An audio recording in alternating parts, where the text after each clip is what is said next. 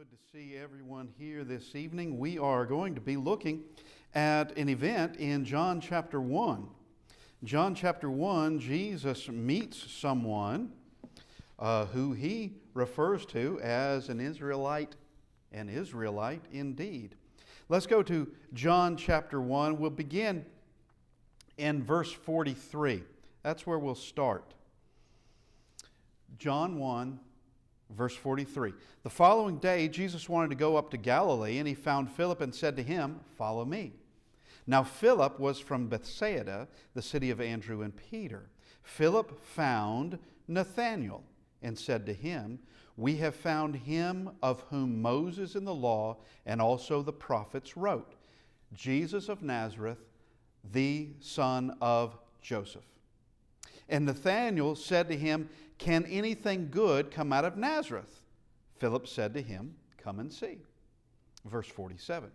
Jesus saw Nathanael coming toward him and said to him, "Behold, an Israelite indeed, in whom is no deceit." Nathanael said to him, "Do you know me?" Jesus answered and said to him, "Before Philip called you, when you were under the fig tree, I saw you." Nathanael answered and said to him, "Rabbi, you are the Son of God. You are the King of Israel." Jesus answered and said to him, "Because I said to you, I saw you under the fig tree, do you believe? You will see greater things than these." And he said to him, "Most assuredly I say to you, hereafter you shall see heaven open and the angels of God ascending and descending upon the Son of Man." Now we want to look at this a little bit this evening. You can just focus here on Nathanael, this man who Jesus refers to as an Israelite indeed, in whom is no deceit, also rendered in whom is no guile. It means the same thing. Here is an honest man. Here is a man. We'll talk about that in a little bit. But first, let's begin in verse 45. Philip found Nathanael and said to him, "We have found him of whom Moses in the law and also the prophets wrote." Now, who's he saying? Because he's going to identify him by name and where he's from, which those prophets didn't say these things. That is, they didn't give him by the name of Jesus of Nazareth, the son of Joseph. Now, we could know many things as we spoke of concerning that of the prophecies concerning the Christ, talking about on our Sunday morning classes, which we finished off last week. But that of that window of time when the Christ had to arrive. But in all of those prophecies given concerning the Christ, they did not denote him by his name of Jesus of Nazareth, son of Joseph. They didn't do that, but they gave a lot of other information to where, one, you could know there was a Messiah. Number two, you could know where he was going to be born. Number three, if you put things together well enough, you would know about when he was supposed to arrive. You would know that. You could know that. But you'd have to do your homework. You'd have to work it through. And as we see, there were some looking for the signs. Others had been told of his arrival in their lifetime. But here, Philip tells Nathanael, the one that Moses and the law and the prophets wrote, he's here. Now, Nathanael knew exactly what that meant.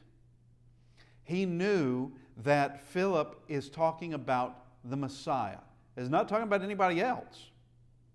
Because who Moses and the prophets wrote of, that they would be waiting on, would have been the Messiah. That's who they were waiting on. You know, they're living in the first century.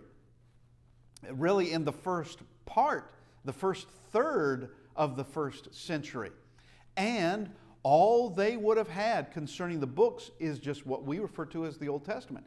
They would have had everything from Moses going all the way through all the historical accounts beginning in Joshua and in Judges and going to 2nd Chronicles, but they would have had the major prophets, they would have the minor prophets, they would have had what we refer to as wisdom literature with that of Job and Psalm, Proverbs, Ecclesiastes, Song of Solomon.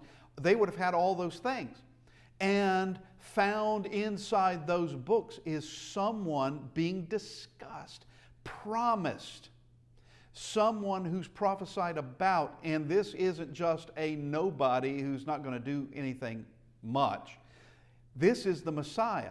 This is the Christ. And they were waiting on him because just like you can know today, they knew that the last books they would have had chronologically would have been like that of Ezra and Nehemiah and Esther and some of those minor prophets. Chronologically, they would have had those books, but in reading through all of the Bible that they had in that day, they would know it's an incomplete work. They would know it's not done yet. It's unresolved. There are still things we're waiting on. And the Messiah is the big one. The Messiah really is who they were waiting on.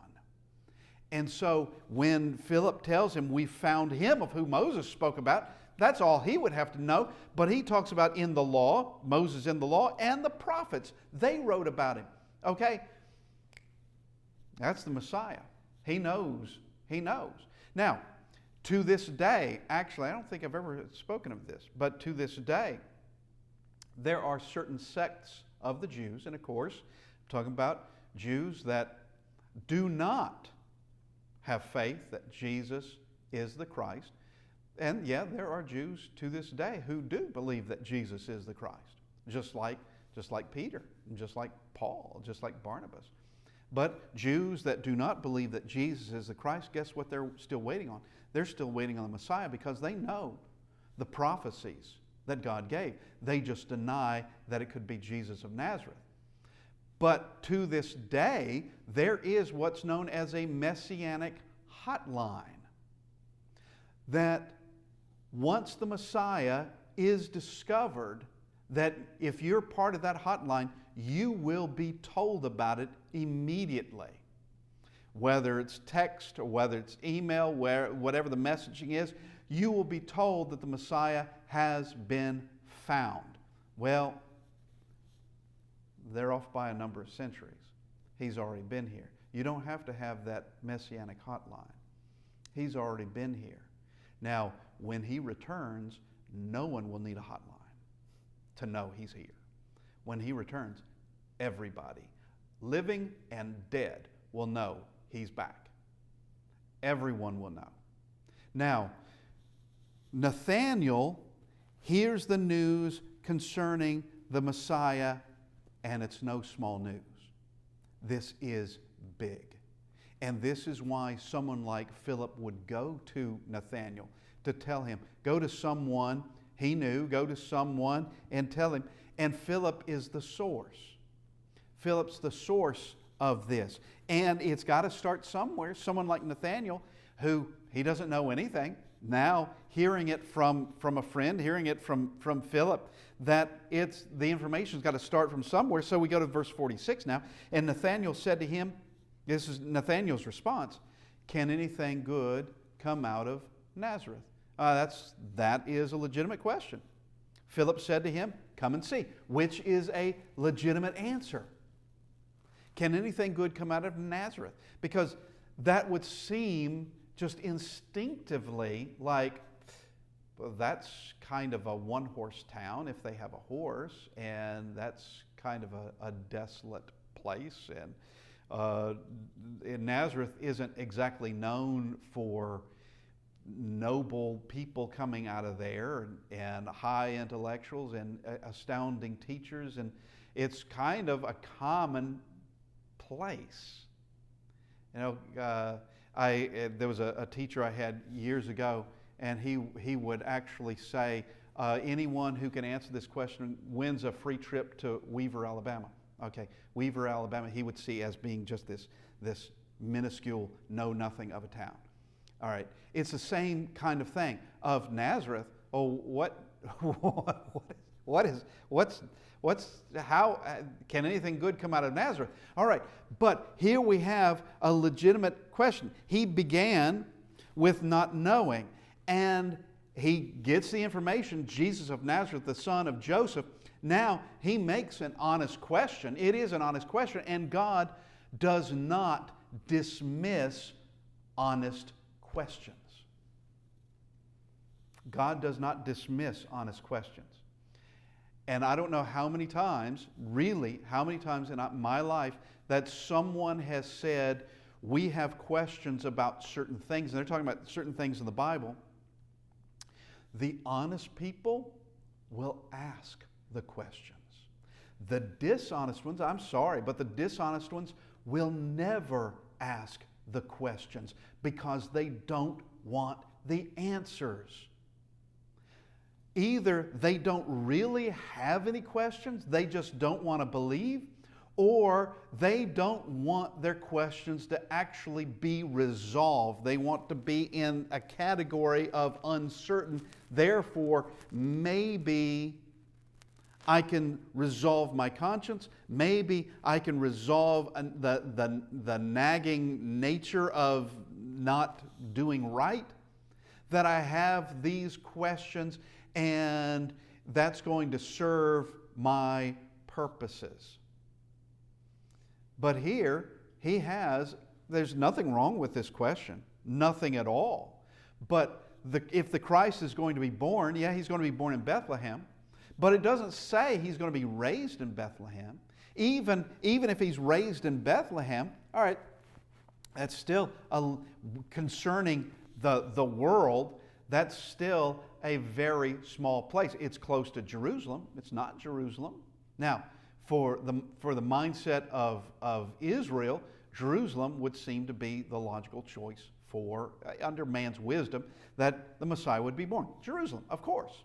Of course, Jerusalem. And maybe, if not Jerusalem, there would be some other names of significant places where he ought to be born.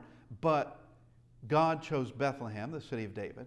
And God also chose that, yeah, he's going to have to be protected in Egypt for a while, and then in returning out of Egypt, he's going to be raised in Nazareth. That's where he's raised. He's got to be raised somewhere, and Nazareth is the place. But here, he's being told, well, in asking this question of, is it possible something good comes out of it? And then in that is, I kind of doubt that's the case. In his question, can anything good come out of Nazareth? In that is implied that I doubt anything good could come out of Nazareth.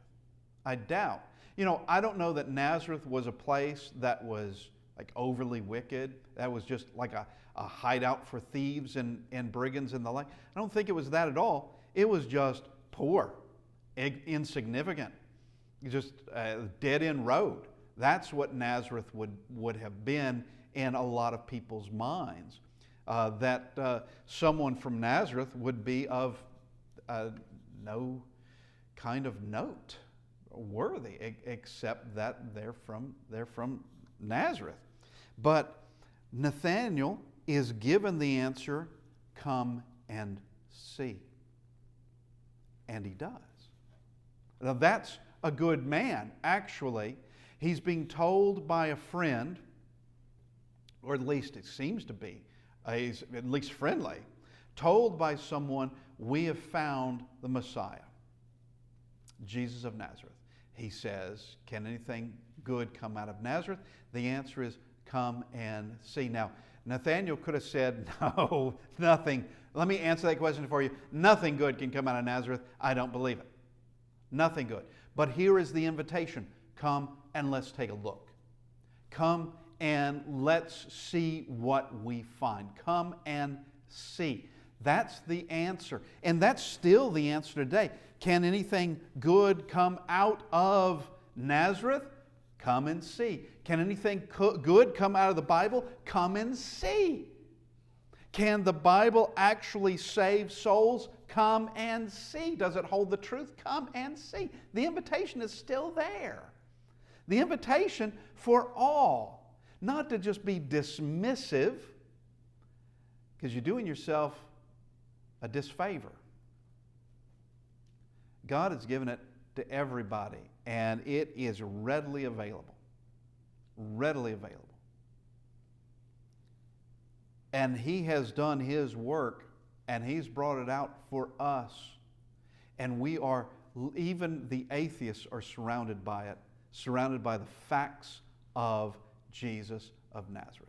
They are surrounded by it. They're also surrounded by a lot of dust and dirt and false notions that false teachers and critics and others have cast into the air.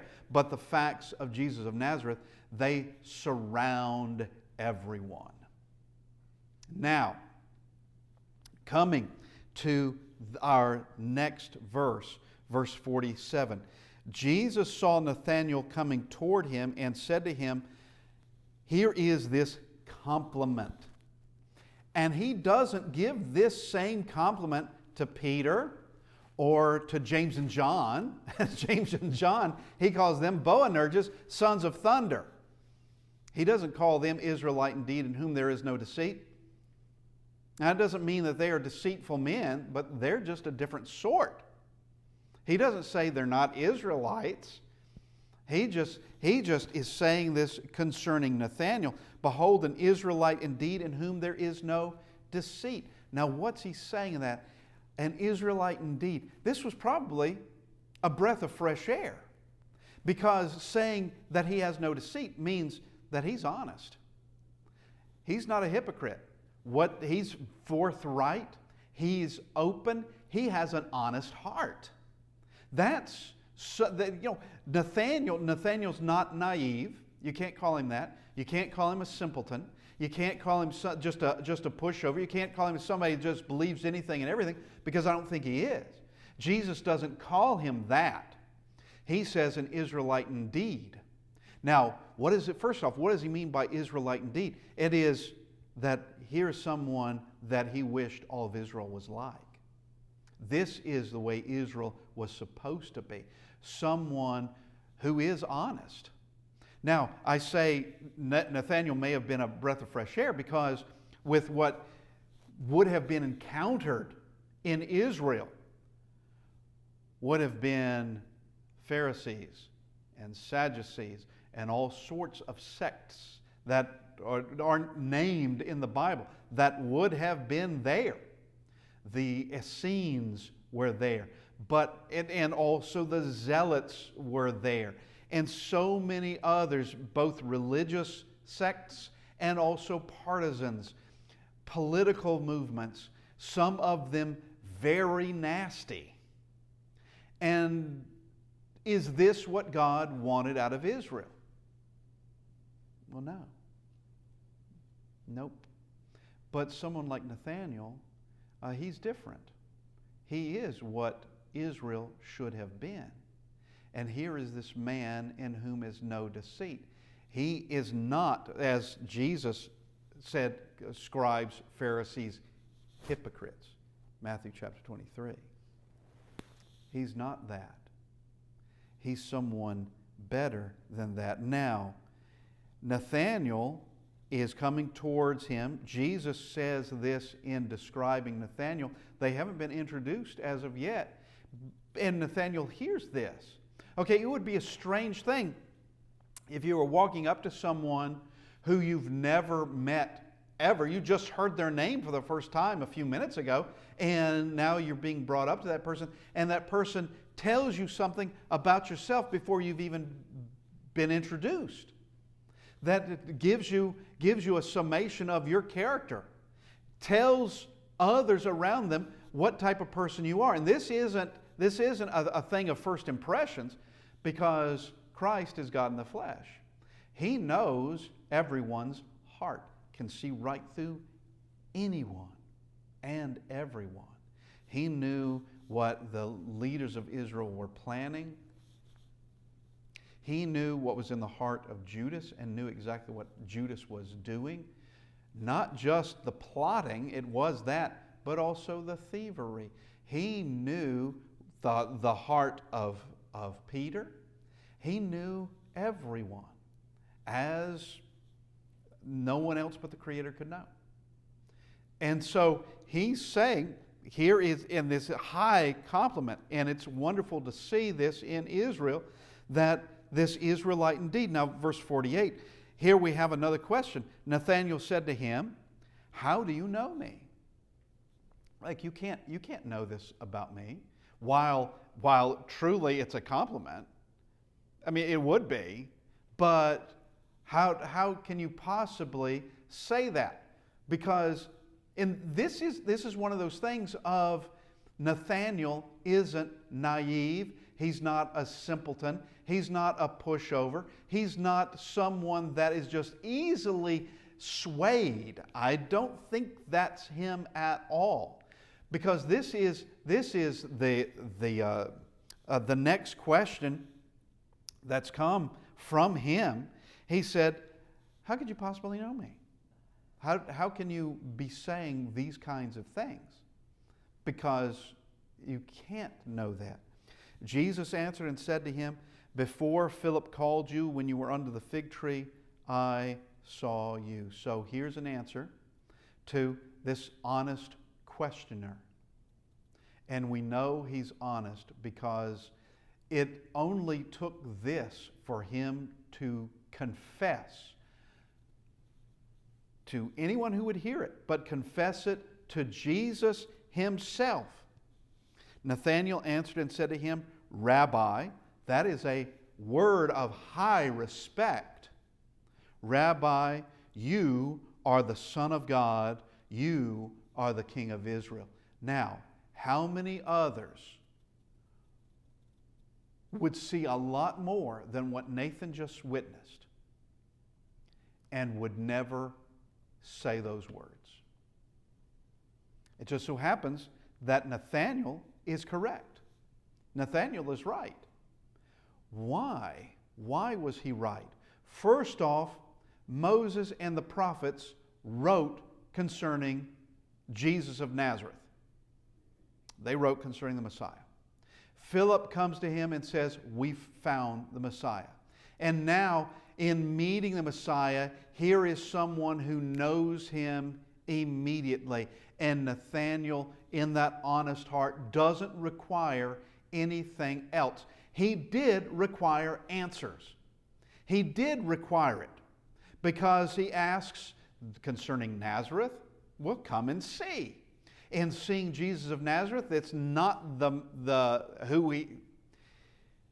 like we see at the end of Matthew chapter 7, the end of the Sermon on the Mount.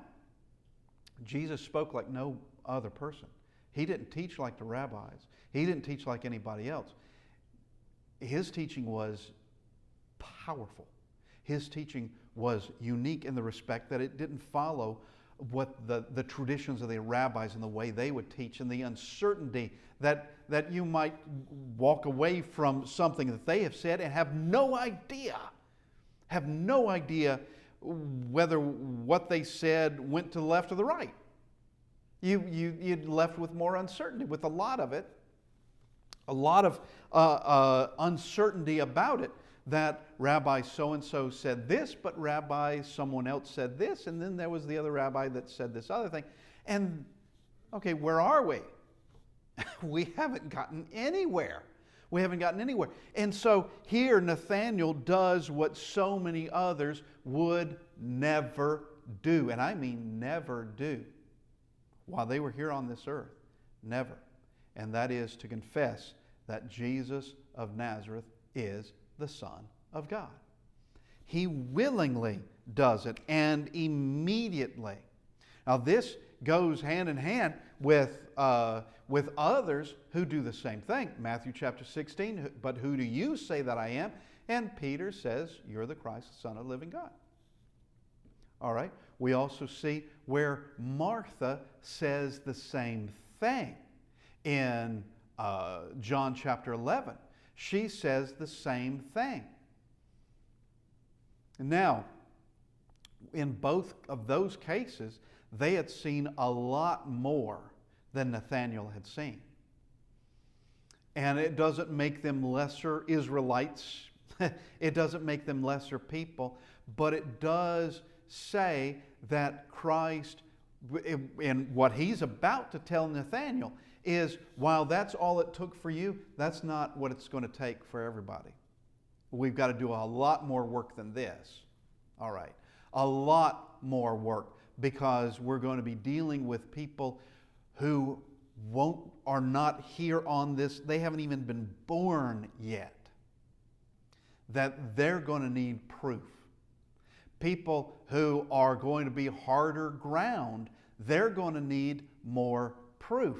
But just like with Nathanael, someone with what we may call hard ground, once they are given the proof, what do they do with the proof? Because 3 facts will prove themselves. 3 facts. They'll prove themselves. There is a God.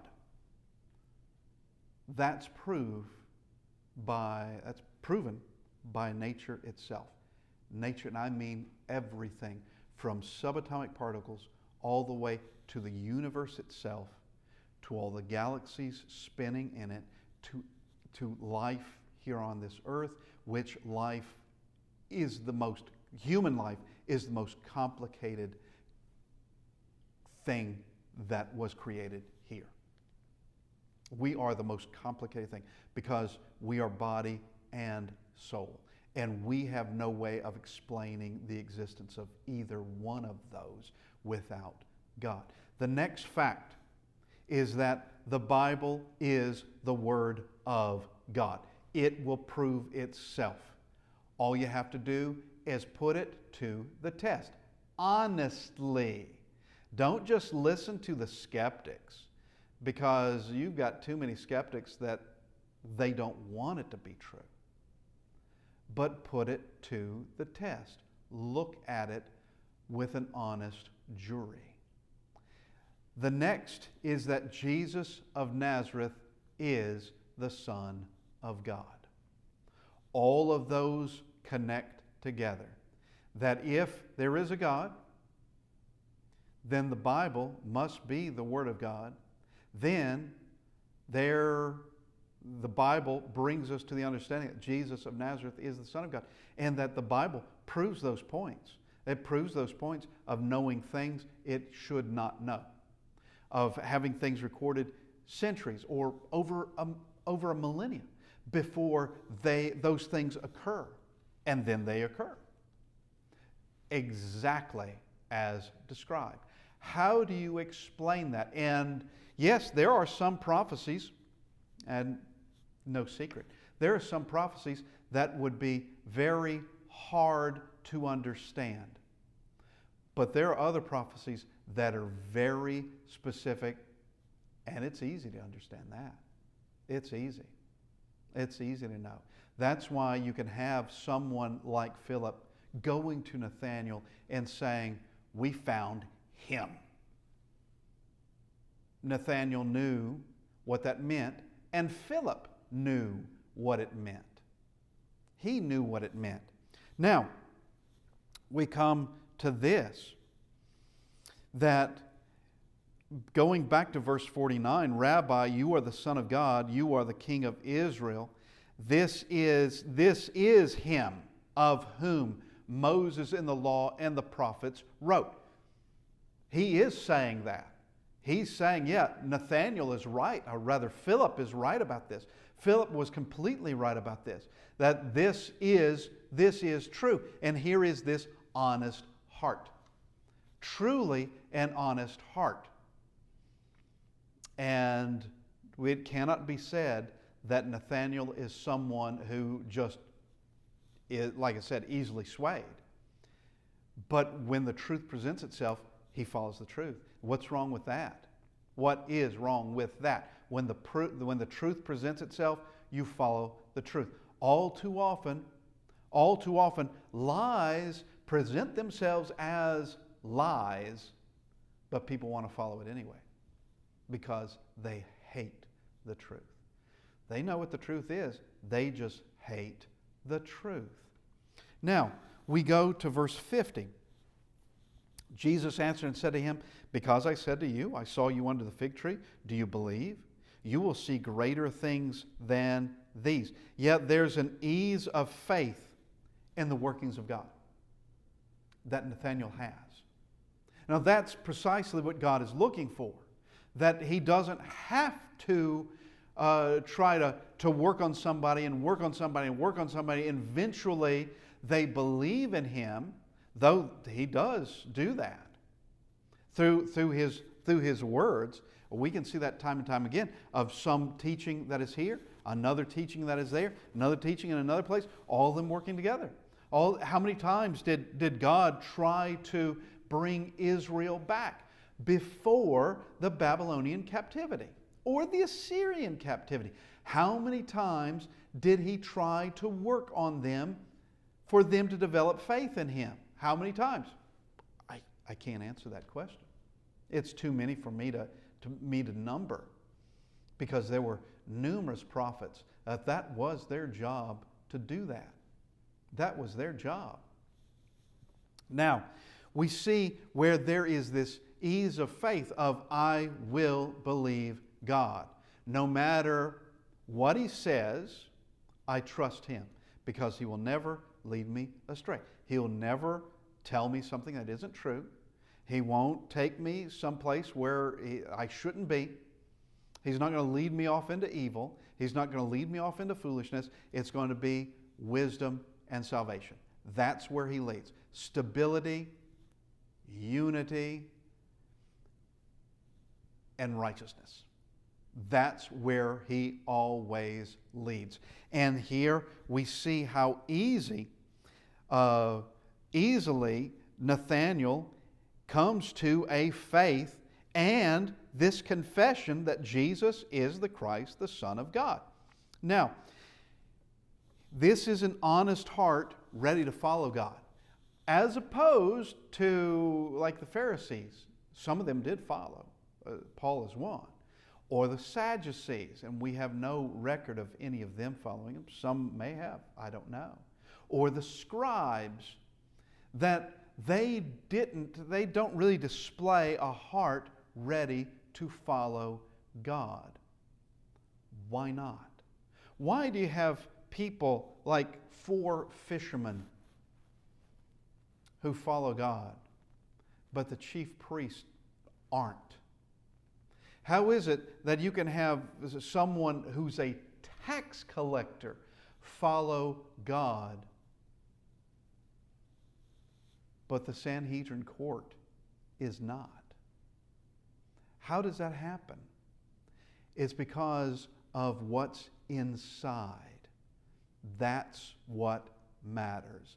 It's what's inside. It's the heart of the individual. That is what makes the difference. And with some who have found themselves, you have some in Israel that they would have been faithful to God. I have no doubt that Peter, Andrew, James, and John, and Nathanael, and Philip, that they had been faithful to God, that they had not run off into Phariseeism or run off into among any of these other religious sects and things that were just all through Israel. All through it. They weren't involved in that. You would have had people that they would have been following Moses and the law of Moses, but they're not so concerned about what some rabbi added to that centuries later. They're not concerned about that. Or what some prophet said, they would see that as being legitimate.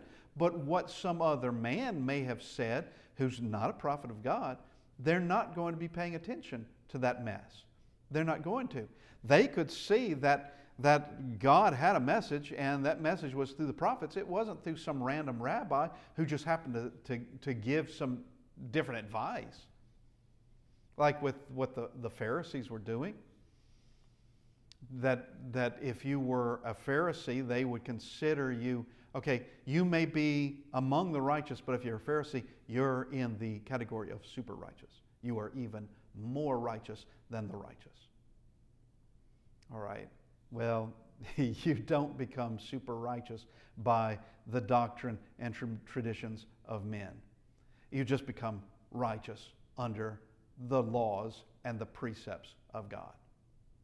That's all we need. What else do we need?